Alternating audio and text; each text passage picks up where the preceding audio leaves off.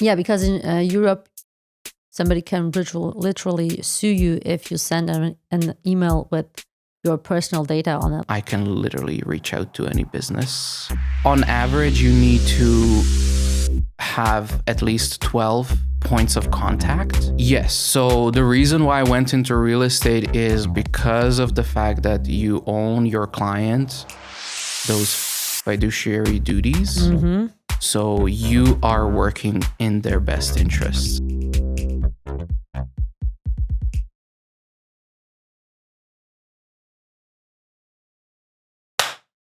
Action. Welcome to another episode of Dialing Out, the OB2B podcast, your podcast all around pre-sales, sales, and after sales. Today I have, we have a special guest from abroad, from across the ocean, a dear friend of mine, Josip, from Cochrane Horizon Realty.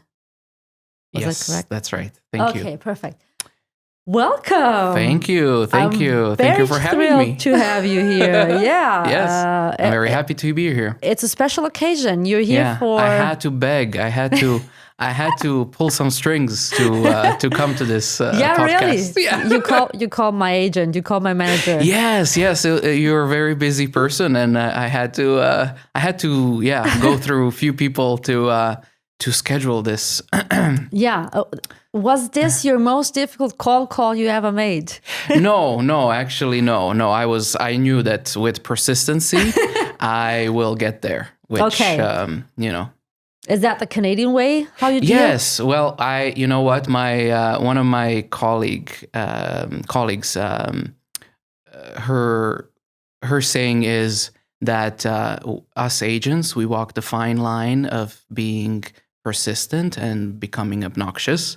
So yeah, it's the fine line that I didn't overstep and become obnoxious. I just stayed persistent, and and here I am. And real, like a real estate agent. Yes. You need to stay real. Yeah. Okay. Currently, you're a real estate agent. You're not selling sunset. You're selling winter wonderland because it's Canada. Yeah. You can call it that. Yeah, I guess. And previously, you've worked in other sales positions, like being a sales agent for retirement homes, right? Yes. So I was in a position of sales and marketing manager in a number of retirement homes.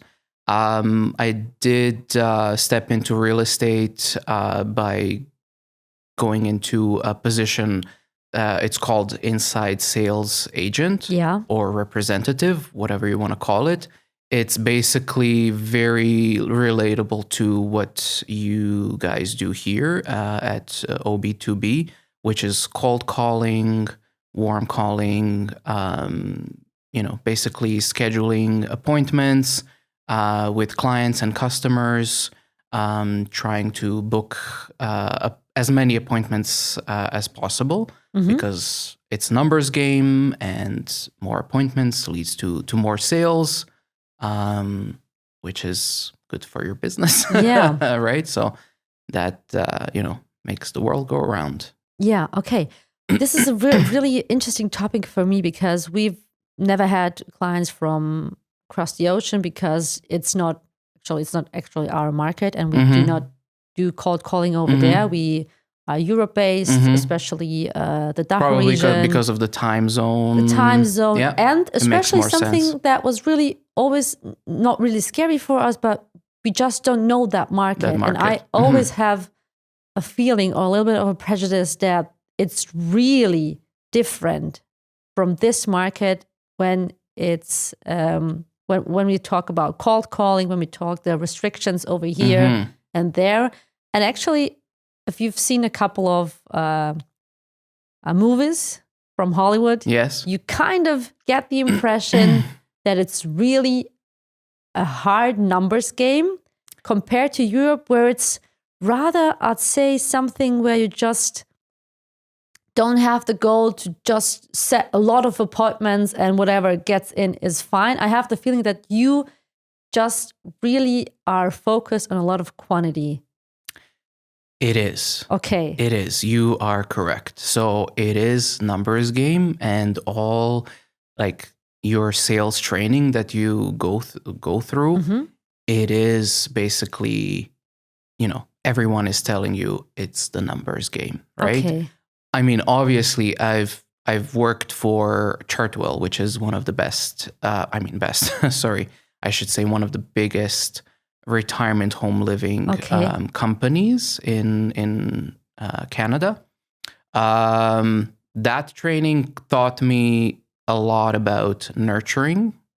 So the focus was not so much on the numbers. Okay. The focus was, how to turn a cold lead into a warm, then hot lead, right? But let us just classify the leads here. You're talking about real private people would move into the home, into the retirement home. Correct. So at one point in time, they inquired whether they are a senior themselves or their loved one, like a family member. Mostly like adult children would reach out, and then you would connect with them. You would qualify them, obviously, and you would do what we call a discovery. So you would, discover what is the time frame, what are they looking for, what is their budget, and so on and so forth. And then, learning how to nurture that lead, because if you get an idea of what their time frame is, when to follow up, right? Okay. Which is crucial, I think, in the business to follow up at the right time. So timing is everything.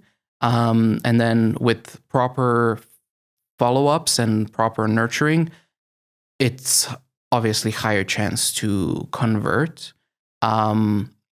But what I can tell you is that definitely the conversion rate rises when you meet someone in person. Okay. So that is the number one goal, both in retirement home living and real estate, is you need to meet that person in person to close the deal or make the sale, or at least, like, your goal is at least to maybe schedule another appointment.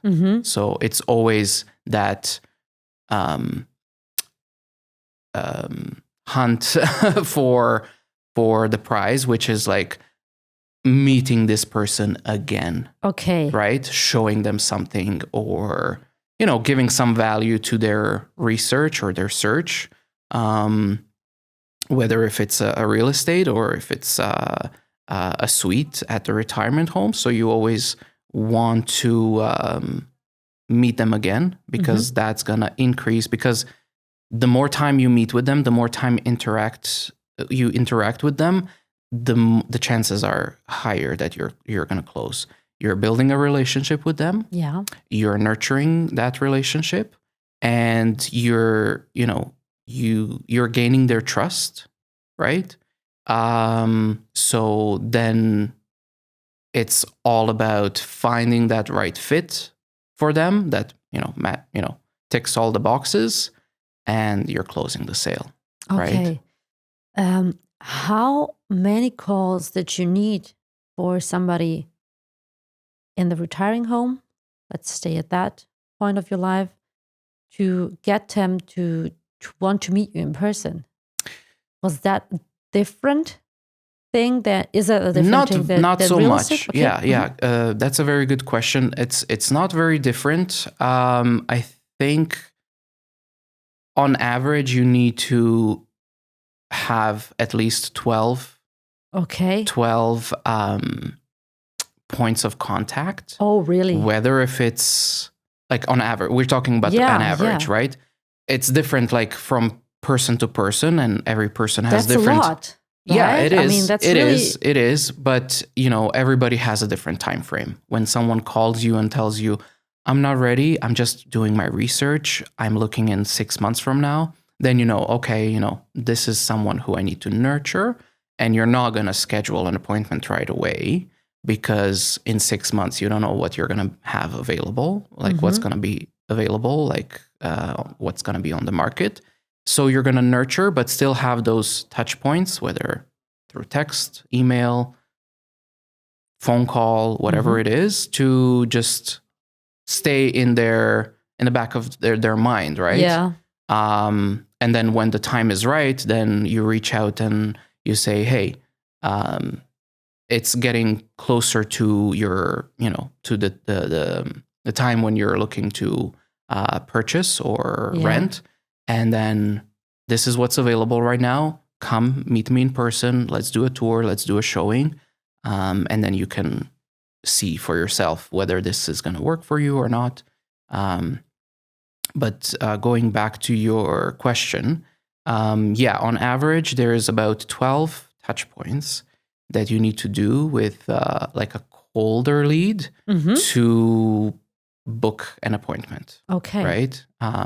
So you need to focus on offering some value, right? So it's about not just reaching out and keep asking question, are you ready now? Are you ready now? Are you ready now? No.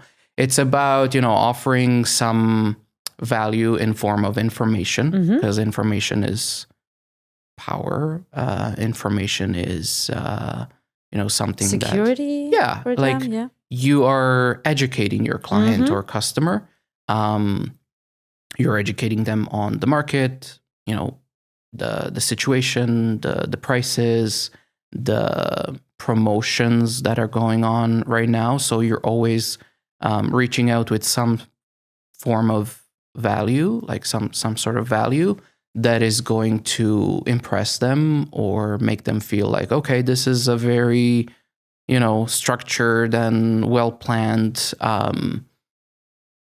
follow-up. It's not just a simple, hey, how you doing? Are you ready now? Yeah. It's bringing that value, offering that value to the customer and client that is gonna, give them confidence to like, okay, this is someone who is actually interested in helping me, which it is. Like, I am helping you, right? So okay, it's always the same mindset then. It's the same here. We really are not there just to sell in the end. Yeah. Because I think those who really are there just to sell and not building relationships and being there just to get to the numbers, I think people really see that and can hear that. Excuse me. In the phone call. Yes. Or whatever, when you meet them in person. Yeah, for sure. You can see that. It is like what makes a good salesperson is that ability to connect and build that relationship. And yes, as you said, it is in a way like a numbers game, but you do need to, those numbers that you have, that you, like those clients or those customers that you manage to reach out to and connect with, those are the people that you're going to nurture and build a relationship with, and then eventually close the deal. Like it's not just talking same script or talking same robotic questions and answers. It's about connecting like on a human it's not just level. For the deal's sake. It's actually you really want to do something good for those people. Exactly. Yeah, in the end, you're happy when you close a deal. Yeah, of course. But probably you're not as happy when you close a deal for somebody where you didn't really do a good job and you kind of just sold it to them and you don't feel right about it. You want to feel right about yourself at the end of the day, right? Yes. So the reason why I went into real estate is because of the fact that you own your client, those fiduciary duties. Mm-hmm. So you are working in their best interest. So that's what pulled me to real estate, because I don't want to do sales just to do sales. I want to actually help someone. If you're part of somebody's happiness and somebody's wealth or whatever it is, you feel very like it's very for me personally, I find very big. Like that's the biggest reward for me. It's rewarding, right? It's very rewarding to see someone happy, like purchasing their first home or selling their home their home for a higher amount than what they're expected, or buying their investment property, building wealth, and investing in their future and their kids' future, and it's really what makes this job being so attractive to me. Very nice. Yeah. We talked about B2C now, where you actually call people who either want to sell or buy or move into a retirement home. But is it the same with B2B clients, when that's something you do as well, because you have both clients and partners you want to partner with? So is it the same amount of touch points?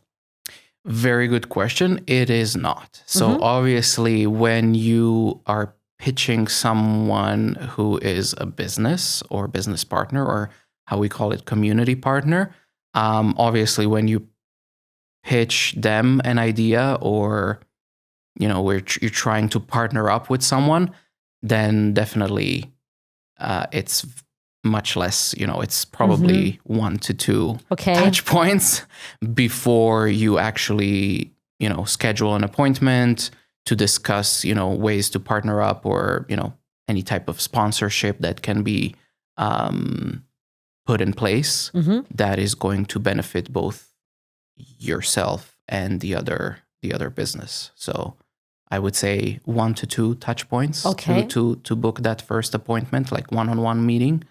And then obviously, again, you're building that relationship, because why business development or outreach in, let's say, retirement home living is important, is because you get a lot of referrals, right? So referrals are more important and more valuable than a high quantity of leads. Okay, what was the kind of referral you're referring to right now in those homes?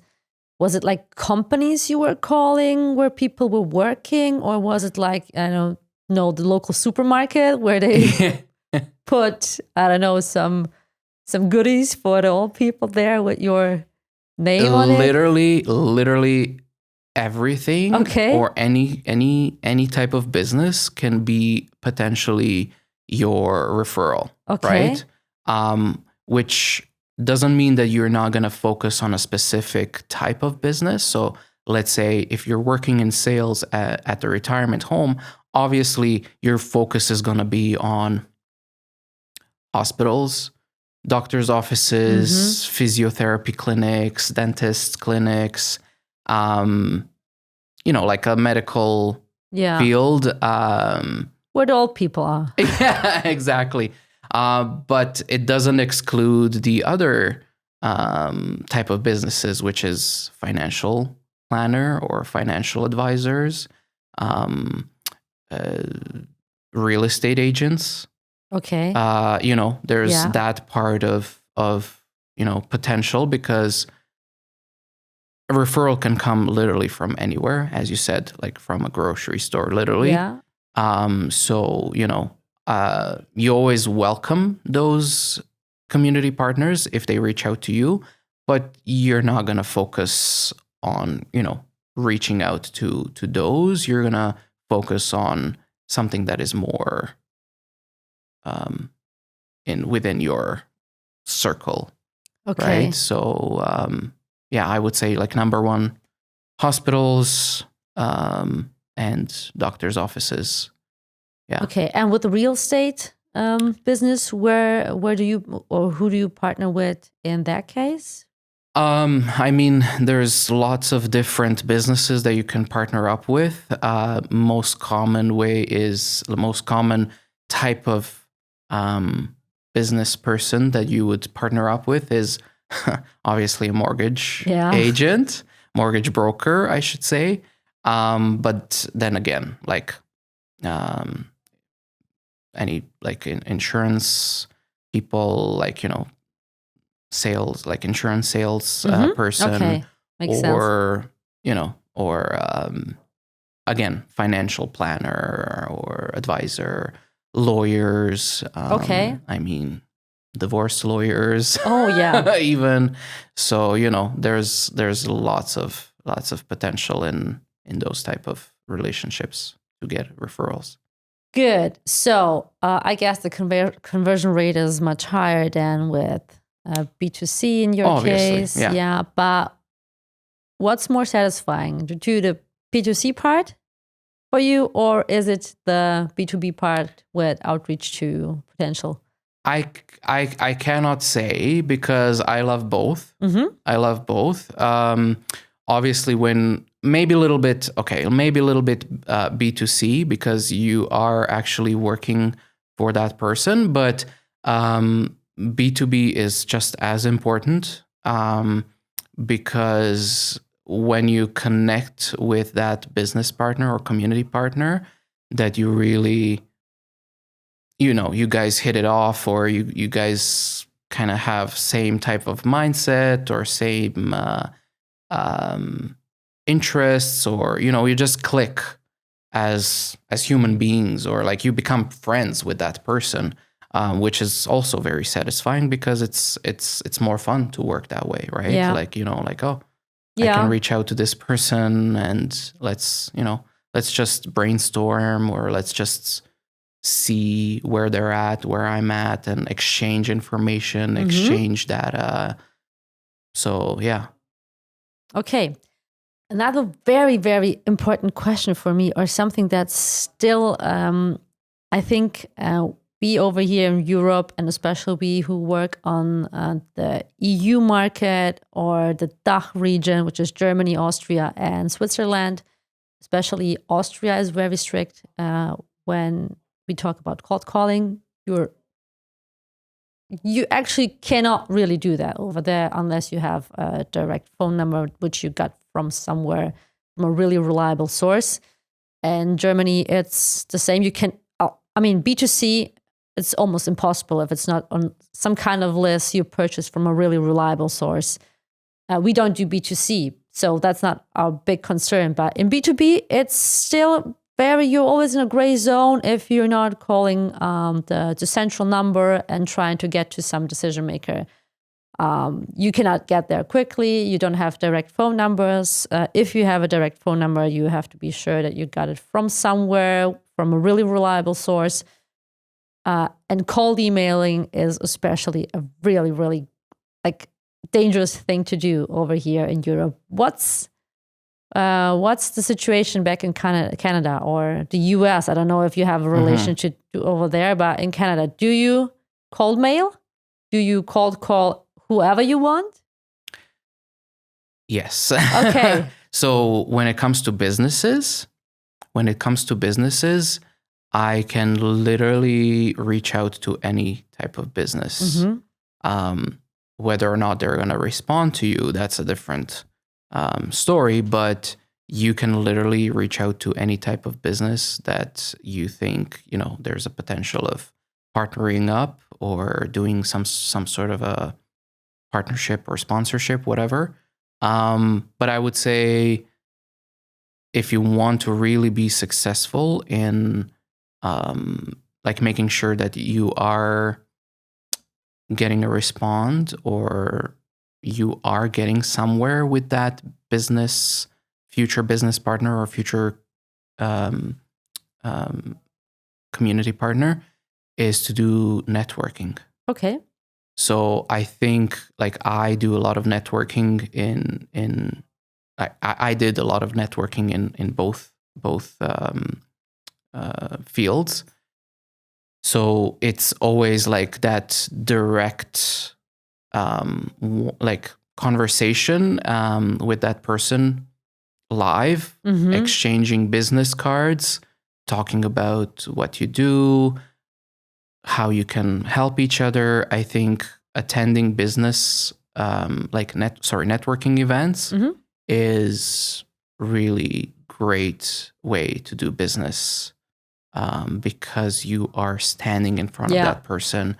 you are explaining that person who you are, what you do, because nowadays in modern time, you know how many scams are out there. So people are very cautious. People are very, you know, they're not gonna jump right away. They're gonna either bother to do a little bit of research before they get back to you, or they won't even bother to do any research. So yeah, like I would say networking events. But yeah, coming back to your thought, to your question, I can literally reach out to any business. And there are no restrictions. You could definitely there are restrictions with reaching out to private people. Okay. So there is a thing called CASL. So this is basically, you know, you need to ask for consent, right? So if they are on the list of private people that are open to people calling, then you can call them. If they don't give consent, you cannot. But mostly we would focus on like our internal lists of contacts, which is basically people that have been that inquired at some point in time. Okay. 5, 10 that's the safest years. option. Yeah, that's the safest option. And then you just filter through. You know, it's why it's good to do a large number of calls is to filter through and eliminate those people that are not anywhere near doing any type of business or deal with you whatsoever.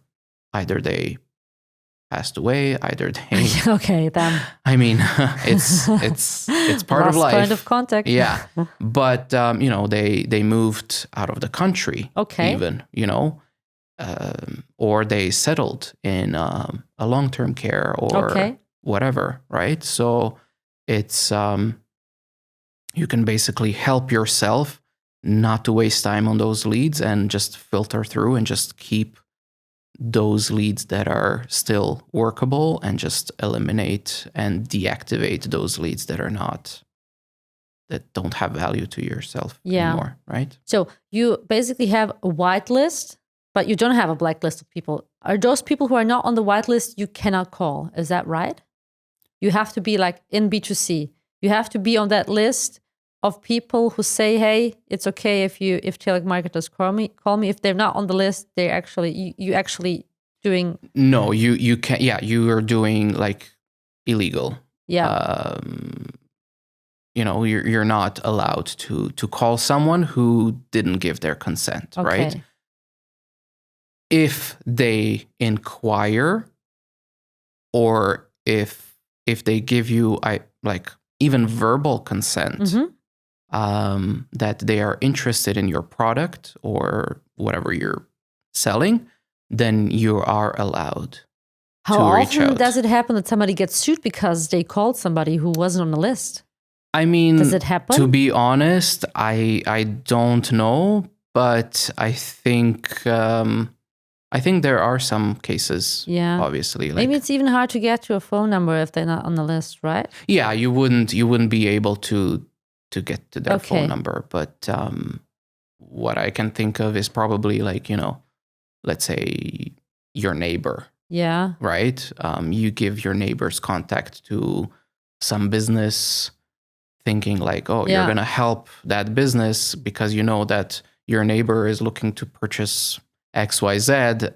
You're thinking that you're helping, but, you know, this neighbor of yours, if they haven't inquired, if they haven't inquired and reached out to that business directly, or if they're not on the list of people that are okay with businesses reaching out to them and calling them, then you're in trouble. Yeah, because in Europe, somebody can literally sue you if you send an email with your personal data on it, like my first and last name in the email, and I don't have a consent a verbal consent or whatever, a double opt-in as we call it, that list with double opt-ins, you're literally doing something illegal and you can be sued. And they can...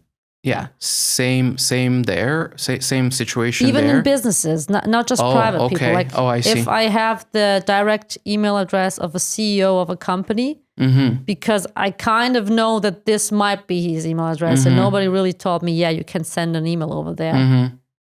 You could like it always helps to obviously when you're sending an email to a business, obviously a quick introduction. Yeah. Saying like, I might have been, I don't know, number 5 sales manager in that specific company. But, you can always send a quick intro saying, hello, I'm so-and-so. I started this position, a few months ago or last year or whatever. However, you've been on our referral contact list for over X amount of years.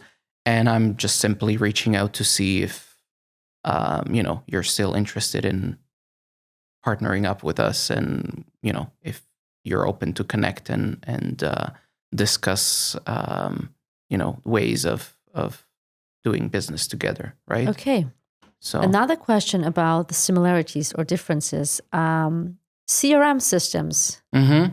What do you use over there? We use a lot of Pipedrive, Salesforce, HubSpot. Do you even know those names? Yes, HubSpot. Okay. Actually, HubSpot we used.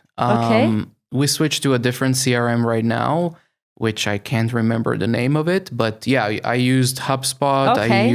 I'm familiar with ERD. I don't know if you're familiar with ERD. No? Yeah.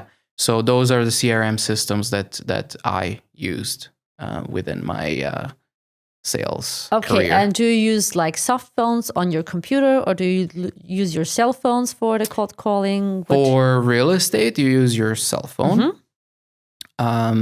But for example, when I was working in inside sales, then I would use like a software where you would have, like you would connect through the company's like main number, basically. So you are basically calling like from that number or texting from that number to a client or customer. Good. That's interesting to know, because I think all of those 3 softwares I was talking about, I mean HubSpot is a European software. I think it's not. I think so. I don't know, to be honest. But I have to check, but I think it's from Europe. So might be. Yeah. Another question, and then we're going over to our game time. Okay. Is how far is AI coming into the Canadian cold calling, or are there restrictions for outreach with AI? Is it possible that you have like AI agents who call or reach out to people, or is it something that's forbidden? In Europe, you cannot do that, which is really, we're happy about it, because I think it will ruin the market and the personal touch and everything we try to build with our business. But I'm not sure whether it's something that's coming from the back door, or is it already there? So AI, I've seen a lot of AI coming to the business.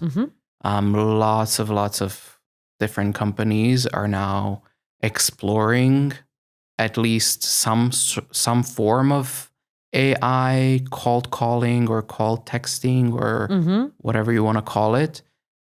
Whether or not they're successful with it, because as any technology, there are glitches. There are, it's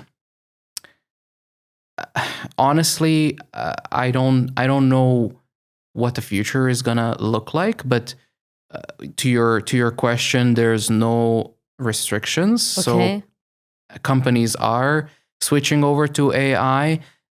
I have seen a lot of inside sales or calling centers shutting down completely. There was a lot of layoffs in a lot of companies when it comes to that customer care, whatever you want to call it, which is unfortunate and devastating to see, because companies thought that, AI is the future. AI is going to save money and they're going to get more for their buck, more value for their buck, which I'm not seeing that, honestly. Okay. I'm not seeing that at all, because at the end we're still all humans. Yeah. And I'm talking from my personal experience, like when I call any type of business or company, I want to talk to a live person. Yeah. Yeah, we still do. How many times you find yourself being stuck on the answering machine, pressing 3 for more information, for whatever, you do not get an actual information, or you get frustrated, you give up, you just like, you give up. Like, there's no better way to explain it. You just walk away from that company, business, whatever it is, if you cannot connect with the live person. I think, me personally, I don't, Okay. because I think people are just still, they don't trust the computers. The computer. We trust them less and less, but still give a lot of our independence over to it. Yeah, I mean, obviously, especially for stupid stuff. It's a very helpful tool. Yeah. To help with the business, but use it in a smart, intelligent way. Not let it take over that part of business of like client care. Okay. Right, which is like very scary, like, Yeah, it's scary. Giving someone that much responsibility or liability, it's, I don't know, scary and a little bit cheap. Still. Yes. It's not on the level. I mean, it might be very soon, but still, you kind of really just want to be there and talk to a person and maybe argue with a person, not with a machine. Yeah. I think a lot of companies do like some sort of a combination. Mm-hmm. So there are tools where, you can, like, there are softwares that they pretty much pre-schedule. Yeah. There's an inquiry that comes in, they pre-schedule emails, text messages, calls, which is going to help that live person who is still behind the computer with the headphones, that is gonna, call when that scheduled call is, when it's time to do that call, right? Another thing that popped into my mind, real estate. You haven't sold real estate in Europe, but you do sometimes do a little bit of a comparison in the quality, in the prices, in the positions, wherever it is. Give us just a quick overview of what you can see in Canada and what you can get for that price compared to some European countries or to Croatia, where you have a really attractive locations like the seaside. A condo in Toronto and a beach house in Croatia, is that the same price, or is it like so much more expensive over there? I think Europe is slowly reaching the Canadian prices and Canadian market. Like, what I've seen in the past few years is that numbers are just, it's just going through the roof, which happened in Canada, especially during COVID. Now the market is slowly coming down. I mean, there's a lot of inventory, especially in new development and condos. Okay. So the market is tough, and nobody actually knows what's going to happen. Yeah. But we can only predict. But here, looking at prices of condos and houses, I would say Pretty comparable. Like a few years ago, not so much. You could probably, sell like $1 million house in Canada and move here, and either buy the same square footage and same type of property here for 3-4 times less. Mm-hmm. But now it's coming to that. It's like leveling out. So it's like very, So bad news. Bad news for both. Yeah, for those who want to move to Europe and those who just maybe good news for those who want to sell in Europe. Yeah, they gotta get a little bit more. Yeah, I guess. Okay, good. Game time. I have a couple of sentences, whatever.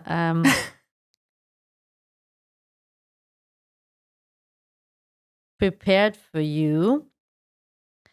In our episodes, we always end our conversation with a little bit of a game time. Good. The game time today is called Canadian Sales Yes or No. Okay. I'm gonna give you a couple of situations, and you're gonna tell me whether that's something you would do as a Canadian salesperson, or you'd rather stay away from it, or whatever your feeling is to what I'm going to offer an alternative. Or you can give me an alternative. Okay. That's right. Okay. First one, opening the call with a friendly joke. Unless you know that person. Yeah, you wouldn't do that. Okay. No. Okay. No. Maybe on the 12th touch point? Maybe, yes. First time, no. Okay, good. You don't know, yeah.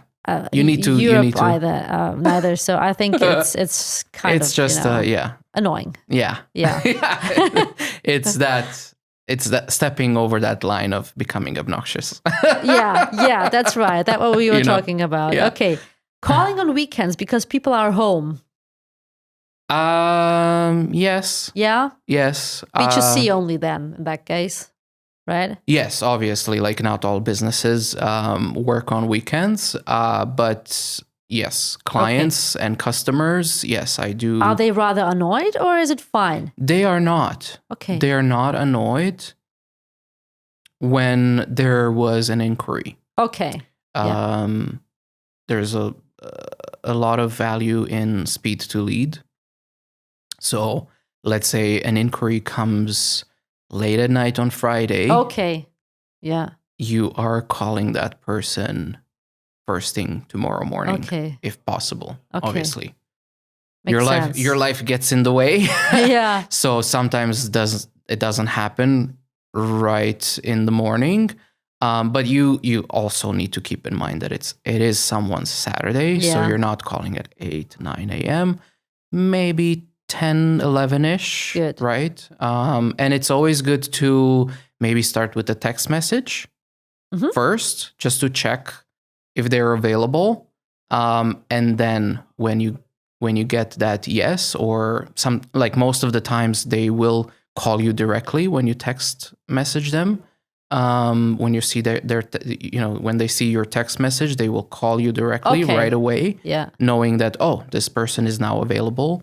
But sometimes they're just going to text back and say, hey, now it's not the right time, but call me around lunchtime or call me in the afternoon, which is great. Like you at least have some sort of a commitment that, you are connecting with that person. Okay, even Sundays?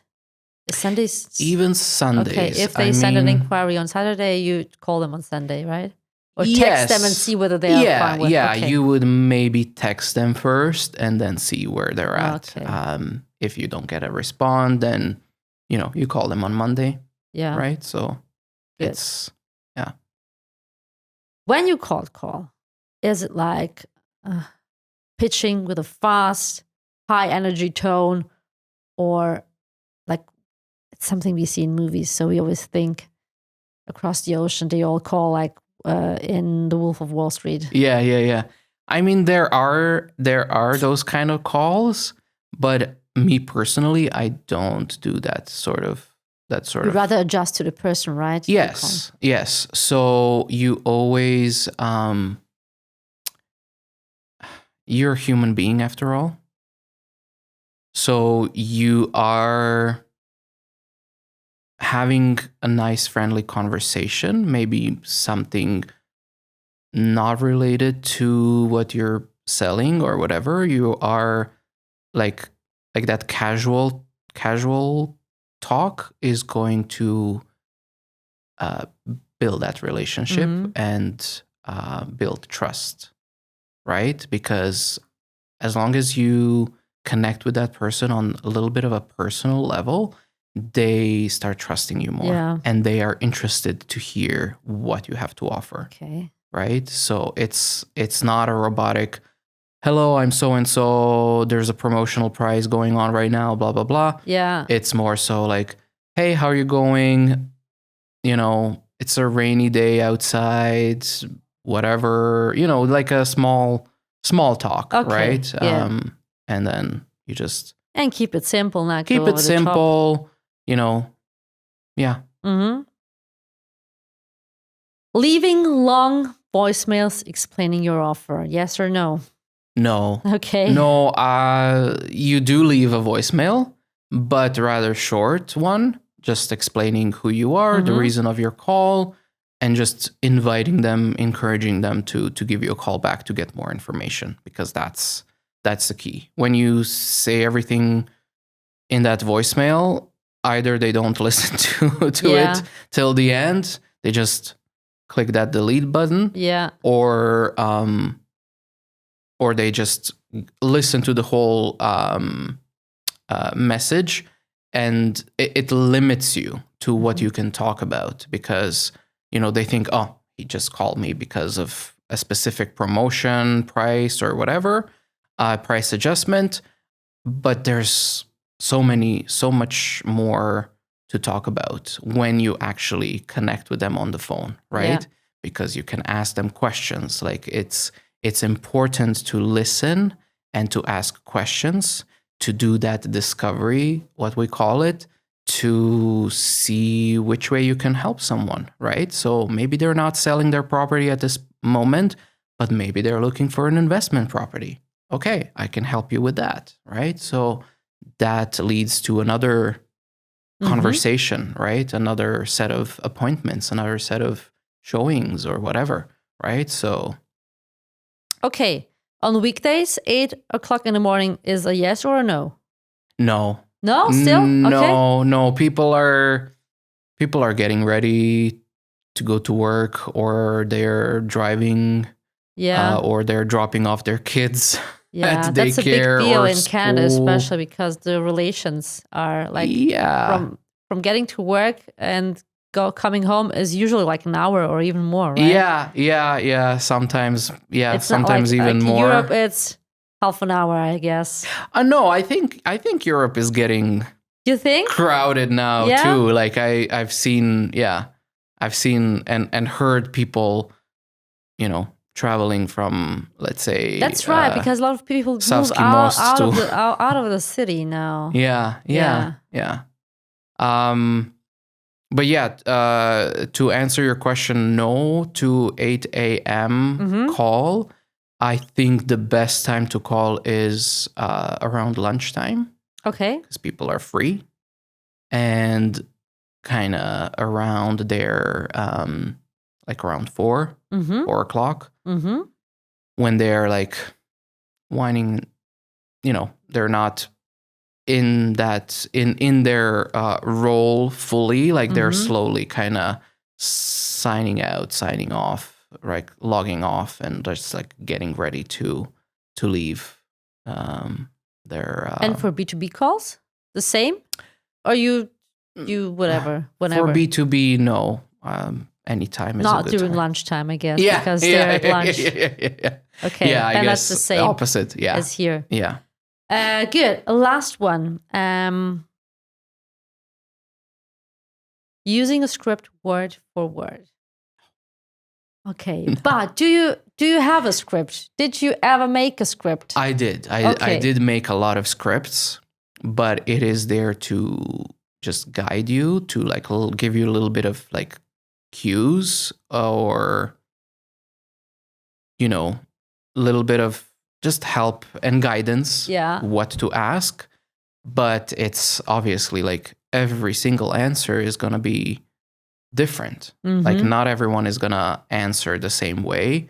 There's going to be all sorts of people that you're going to talk with and talk to, and they're going to mention something that is out of your script completely. And if you're just looking at the script, like going by your script, you're just like, you know, and there's no, like that flow, the nice flow of the conversation is gone. And then you lose that person, you know?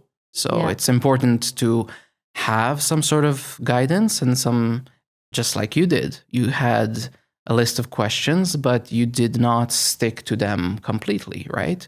You were listening to what I was saying, and you had another set of questions, like follow-up questions, right? I'm on sales for around 9 years now. Yeah, you know? Well, it shows. Something you'd expect from somebody. No, it and shows. with a theater career like mine. Yeah. No, you guys are doing an amazing job. Like you guys been here for like almost a decade now? Yeah, even more because the company's a couple of years older than I am, like 2. Amazing. I mean, you guys do amazing here, and congratulate you on being in the business for over a decade. It's a big thing to. I think so too. Yeah. Thanks you for recognizing that. Yeah, of course. We're at the end of our 41st episode. I am really glad you were our guest. Thank you. I'm really glad I heard a little bit more about your job, and because mostly you talk private stuff.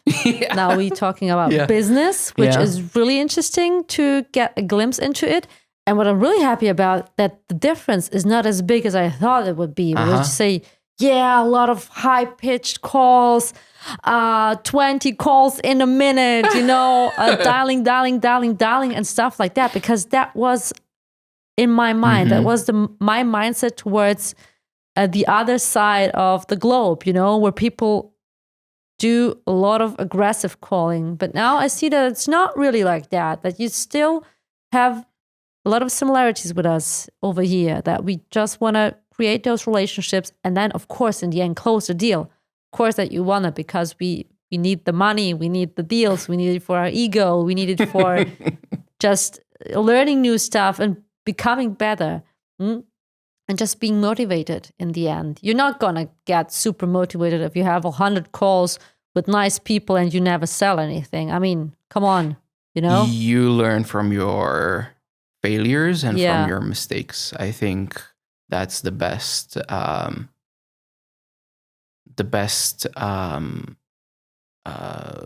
education. I think so too. And then you actually, the success that happens after that, exactly, you can really enjoy it. Is more rewarding, right? Yeah. But yeah, it was hard to not take things personally. Like right at the beginning when you started doing sales, right? You're like, oh my God, like I'm not good at this. Yeah. You know? Yeah, but it's not about that. Not good at sales if you stop doing it. Exactly. You just have to go on. Yes. And then that's it. And I would say a really smart salesperson is going to be the most active in the most quiet time of the year, of the market. You know, that's the time when you need to focus on your clients and your customers the most, because it's going to help you in the future when the things do get better. You're going to be the first person that they're going to reach out to because you were there. You were there when, you know, there was nothing to sell or there was nothing to buy. Yeah. When the market was not good, you know. So it's important to... It's a persistence game. I remember a lot of our clients telling us, hey, you were there. You were just still not giving up and calling back and seeing whether we were ready. And at some point we were ready. And that's it. Exactly. You need that point when people are ready. Yes. You always have to be ready for people to be ready. Yeah. Exactly. Perfect. Yes. Thank you so much for being here. Thank you. I think we've put together a really nice set of I think so. I think thoughts and brainstorming and questions, and hopefully see you again next year so in another too. episode. I would be very honored to be here twice or more times. Yeah, next time I'm gonna call you to come over here, not you calling me to be a guest. Thank you. Podcast. I appreciate that. Yeah. That's it. To summarize it, Canada and Europe or the DACH region are quite similar in the end. There are a couple of restrictions which are a little bit more strict over here, but still in the end, people selling to people and people buy from people. And in the end, that's the game, nothing else. Yeah. Okay. Yeah. Everybody who was watching, thanks a lot for being here, for watching. This was my guest today, Josip Podrug from Canada, a real estate agent. And thank you. Follow us on YouTube. Of course. Follow us on LinkedIn. We are there. You can always connect. Always watch each and every episode. Thank you so much. We have titles as well now. We have English titles now, so you could possibly understand everything. Yeah. Share, comment, whatever you want to do. If you don't want to do that, don't do that. But connect us on LinkedIn, and we'll be happy to. Thank you so much for having me here. It was a pleasure. Honestly, thank you. That's it. Bye. Bye.